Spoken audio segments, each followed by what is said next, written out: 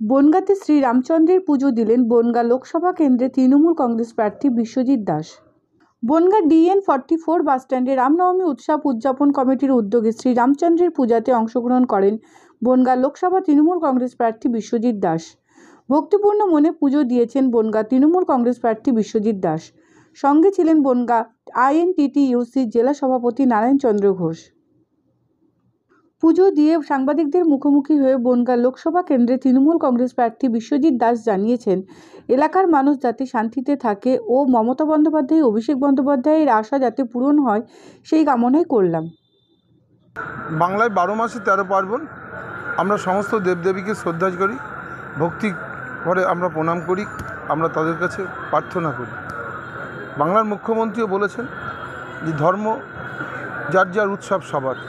আমরা সেইভাবেই এই বাংলায় সমস্ত পুজো, সমস্ত উৎসবগুলো আমরা সর্বধর্মের মানুষ মিলিত হই এবং বাংলার সেই পরিবেশ রয়েছে যেখানে সব ধর্মের মানুষ তার যার ধর্ম সুন্দরভাবে পালন করতে পারে। অতএব ভগবানের কাছে এটাই প্রার্থনা, সবাইকে ভালো রাখুক, সুস্থ রাখুক, সুন্দর রাখুক। শ্রী রামচন্দ্রের কাছে কি কামনা করলেন? সকলের মঙ্গল কামনা করলাম, সবাই ভালো থাকুক, সুস্থ থাকুক।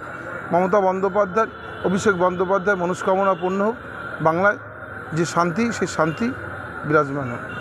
সাধারণত রামনবমী দেখা যাচ্ছে যে বিজেপি এটাকে টেনে নিয়েছে, সেক্ষেত্রে কি না, এটা কারুর কোনো উৎসব কারুর জন্য নয়।